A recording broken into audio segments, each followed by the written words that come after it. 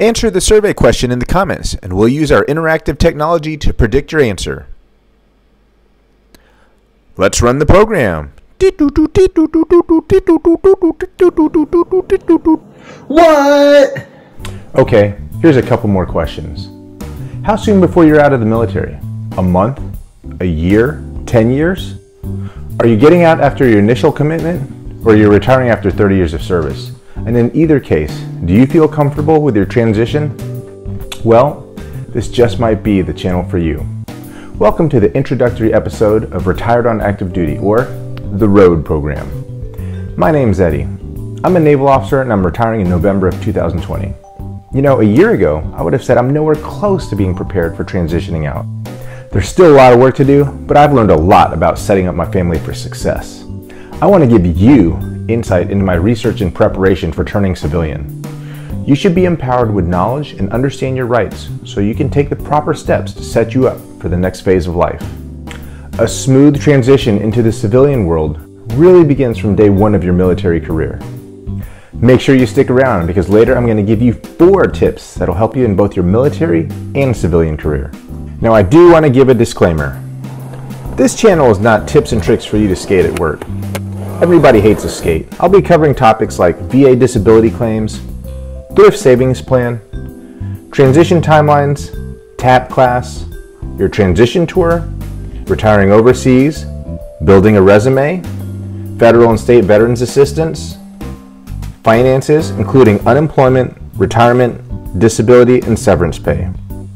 Guys, I know I can't compete with funny cat videos, but I promise I'll keep these dry topics fairly entertaining. I've always felt that one of my greatest strengths was knowing that I'm not the smartest guy in the room. I am definitely not a subject matter expert on these topics, but I will give you insight into my experiences, everything that I've done right, and probably more importantly, everything I've done wrong along the way. So, if you find what I'm saying interesting, go ahead and hit that like and subscribe so you can see my upcoming content. As promised, here's 4 basic tips that'll help you both in your military and civilian careers. Number 1, keep as many doors open as possible. Life, time, other people will continually close doors for you for different opportunities. Always leave yourself plenty of outs. You should have multiple legitimate choices that you can choose for a living. So, how do you do that? Educate yourself. Get skills. Take advantage of college tuition assistance. Do certification programs. Anything to make you more valuable. Build a network. Exchange business cards.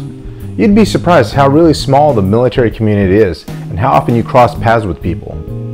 Don't burn bridges. You never know when that person will be a great point of contact later for that job you're trying to get.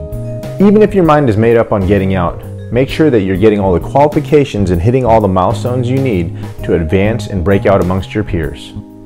We've all seen a sailor, soldier, airman, or marine who is dead set on getting out until life smacked him in the face. The economy takes a downturn, they slip one past the goalie and end up with a kid. That job they were counting on went away. Don't let yourself get backed into any corners. Number 2, find good mentors. Mentors can be peers, friends, folks in your chain of command, and folks out of your chain of command. You can't be taught experience. It's something you have to live, but you can definitely learn from the experiences of others. What do I look for in my mentors? They're people I respect, people whose values align with my own, and people who have experience, and most importantly, people I can relate to. Definitely set long-term goals. Figure out what you need to achieve and then set up short-term and intermediate goals to help you get there. As you go through your day-to-day, or as you make major milestone decisions like that next billet to take or where you're going to relocate, go back to your goals and figure out what decision helps you to get where you want to be. For a while it's okay to not know what you want to do, but it's a lot harder to make progress if you don't know where you're going. Number 4 kind of goes hand in hand with setting goals. You got to sit down and figure out the order of your priorities. Is it family, career, financial independence, your faith? You start out young and having fun. As you go through your career and through your life, priorities change and evolve. It's natural, just be aware. Well folks, that's a wrap for episode 1. For the next episode, I was planning on things you should do from day 1 of your military career.